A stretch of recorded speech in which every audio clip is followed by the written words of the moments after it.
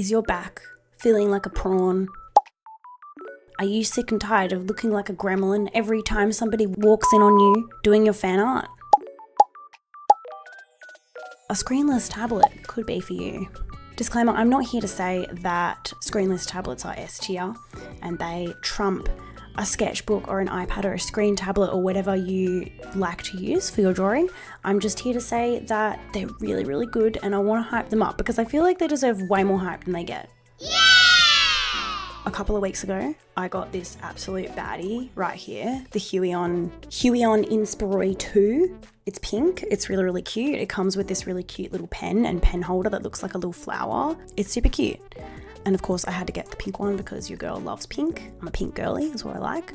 I've been using an iPad the last couple of years and I really, really love the iPad Pro. I think it's a really great device. I love the portability of it. I love that it's very powerful and I can create all the kind of artwork that I want to create anywhere I want.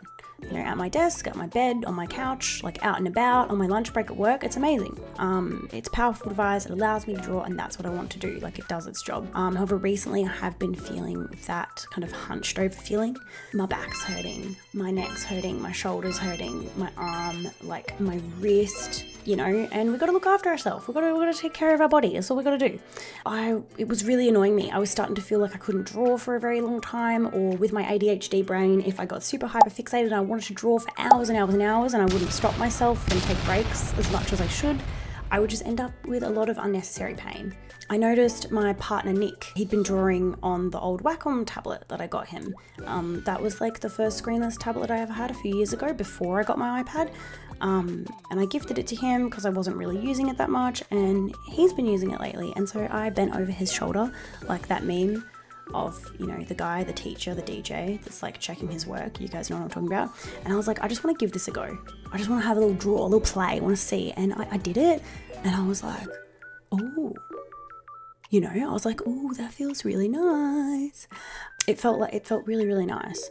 So the number one pro I want to talk about with a screenless tablet is texture. The texture was just so nice, like I can't even explain. Even with my Paperlike screen protector, which I know a lot of you guys who have iPads will probably know of Paperlike or other brands like that is designed to mattify the screen and make it feel, you know, make it feel more like paper. Even with that, I was just like, wait a minute, this is next level. Like this feels really good. Like it's better. No joke. Like it's just better. I just got to say the texture's really, really nice. Like I don't know how to describe it. Like if you guys use screenless tablets, you know what I'm talking about. But the texture is so nice. Oh my God. I'll record some of it so you guys can hear it. And maybe the sound isn't as nice for you. Maybe some people cringe. I really like the sound. You know how some people record those iPad tutorials, or not tutorials, but just like they're drawing and they're scraping their Apple Pencil across the screen and it's like a crayon and it's like really nice. This is this version of that. But I really like it. I personally think it's really, really nice. Second pro for me would be the design of the pen itself. I really, really like these pens that they make for these. I mean, not just screenless tablets, for the screen tablets as well, but you know, overall, regardless of whether it's Wacom, Huion, X Pen, whatever brand it is, I find that most of them have this design pen. And I really like it. I like it actually, I think, a lot more than the Apple Pencil. And I know some people may not agree with that, but I think I like the weight of it. I like that it's not as heavy as the Apple Pencil. It's light. It's not too light, but it's definitely like way lighter. And I like the shape. I like that it's heavier here. Like it just like, it's really comfortable to hold when drawing. And this is our main thing. This is our main device, our main weapon for creating our art. So I feel like that's really important as well, you know, and obviously you don't have to charge it. You do have to replace the nibs every now and again. I haven't replaced mine yet. I've only had this a couple of weeks and it came with this really cute little pen holder that has the nibs on the inside. It looks like a flower. It's so cute. And it has a little thing at the bottom that you can like poke the pen into. And I think that's what you can take the tip off and replace it. But yeah, I dare say that I love this pen and I actually like it more than the Apple Pencil, a lot more. The Apple Pencil is really, really heavy. I gave it a go for this video. I haven't used it like for a bit now, but I gave it a go and I was like, oh my God, it's really heavy. I actually don't like the shape at all and it is really, really heavy and it just feels completely different. And this is probably a personal preference thing, but I just thought it's something not everybody talks about. The pen is really nice. those of you who use them, whether your tablet is screenless or not, let me know in the comments below. Do you prefer this one or do you prefer the Apple Pencil? Choose your fighter. In terms of getting used to the different hand-eye coordination of the tablet,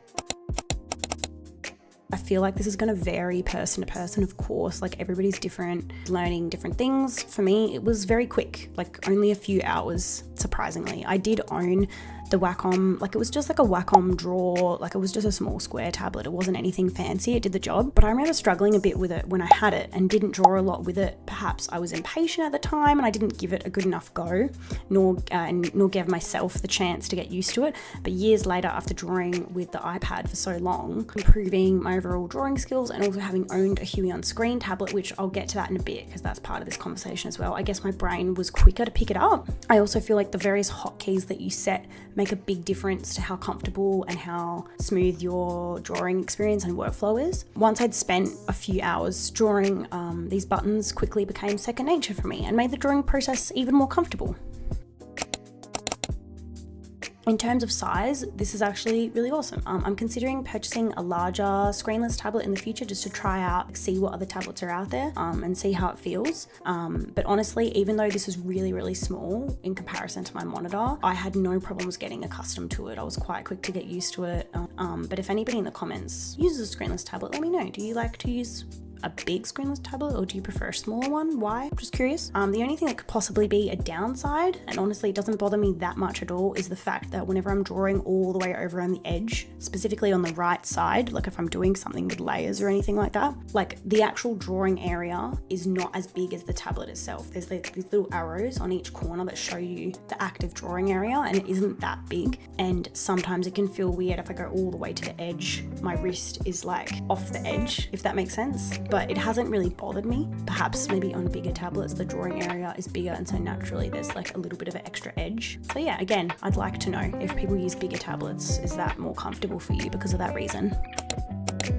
In terms of like actual desk setup, I feel like this is another pro because I mentioned earlier I previously owned a Huion screen tablet. I was dreaming of getting one for a really long time, specifically because I'd be able to, it would be on a stand and it would be more comfortable at my desk. I know a lot of people who use iPads use the Sketchbook and the Sketchbook Pro 2.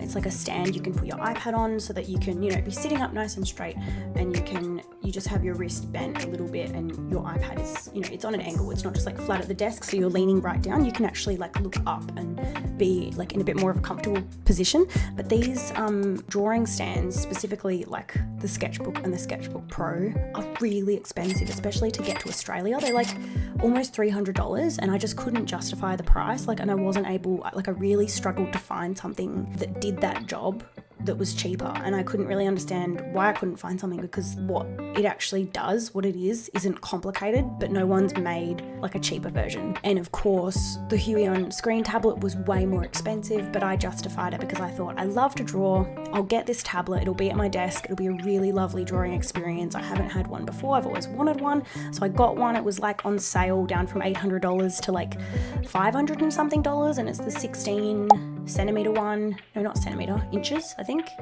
It's bigger, it's a little bit bigger than my iPad, so I thought that'd be a good idea. I thought it would make a more like comfortable drawing experience. But I quickly realized this wasn't true. Screen tablets you plug into your PC or your laptop and you have all these different cables, including a HDMI cable. And unfortunately, I quickly realized that in order to have my screen tablet work, I had to unplug one of my monitors. I'm like a two monitor girly. I love having my two monitors. I love having to have all my reference images open, YouTube videos, music, Discord, whatever I've got. I love having it all up on the screen for me to see while I'm drawing or whatever I need to do. And unfortunately, in order to get the tablet to work, I had to permanently have my left monitor, my vertical monitor, I had to have that unplugged to have the tablet plugged into my computer, because of the way it's something to do with the HDMI cable going into my graphics card. Like those tablets, you know, you need to have it into the graphics card, into the video part of the PC. Also, I love to play video games occasionally. So every time I wanted to play a game or even just sit at my computer to do anything else, write fan fiction, check emails, watch YouTube videos, have video calls with friends on Discord, I would have to pretty much undo my entire setup and redo it when I wanted to draw again, which was like a super big hassle, especially like someone like me, like I draw almost every single day. So this was just like a massive chore for me to unplug this massive device, put it somewhere in my room to keep it looking clean and neat, and then replugging it in every single time. It was just like a huge hassle for me. And like that made me not want to use it at all. And so it just started to sit in the corner. And unfortunately I ended up selling it, and it did go to a really good home, but I wasn't able to utilize it for me. With the Screenless tablet, this isn't a problem at all. It's just one USB cable and the device is so slim. I can easily slip it underneath my monitor and have my keyboard out instead. There are even Bluetooth screenless tablets, so I'd be super interested in trying one of those in the future, because assuming there's no lag and they work just as fast as the USB cabled one, that's like the best of both worlds. Even with what I have now, it's just one tiny USB cable. I can literally keep it plugged in all the time, and whenever I have to do something else, I just slide it underneath my keyboard, like my monitor stand, and my keyboard comes out. And it doesn't take up any other space. It's not like a hassle for me to put it away and set it up. It's just always there ready for me to use, and it's not like a huge thing taking up heaps of space. Probably my last pro that I can think of that's like, I feel like I haven't heard, well, I have heard a few people talk about this, but I don't hear it a lot, is that my arm and my hand are not taking up any portion of my canvas, and my canvas is super big overall. To sit and actually see the entirety of my drawing in front of me as I'm working on it is really, really nice. It sounds like a simple thing, but I love being able to sit back in my chair and take in what I'm actually doing at this angle right in front of me instead of hunched over and working on a smaller screen. Alex, what's your point with all this? What are you trying to say? My point is, dear fellow artist, is that screenless tablets legitimately make for a super comfortable drawing experience, and I really want them to come into a resurgence. I want more people to buy screenless drawing tablets because they're super nice to use. They're so good. I think you should definitely give one a go. Even if you regularly use an iPad or another screen tablet, you might be surprised.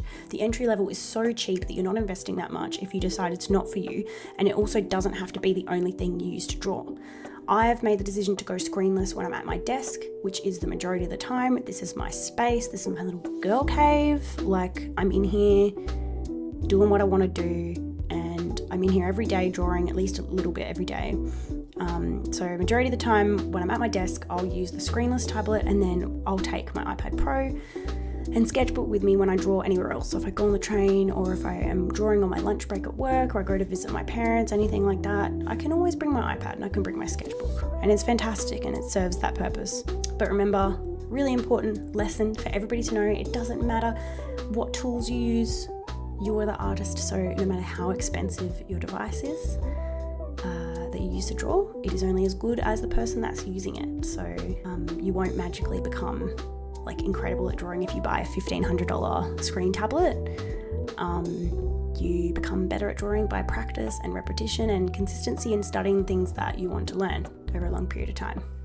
But with that being said, I hope you enjoyed the video. I've been thinking about making an art YouTube channel for a really long time now, and I finally decided to go for it. So if you enjoyed this video, please give it a thumbs up, subscribe so you get notified of any of my new videos, and let me know in the comments, what do you use to draw? Are you a screen tablet girly or guyly screenless? Let me know what you think, and I'll see you guys next time. Happy drawing!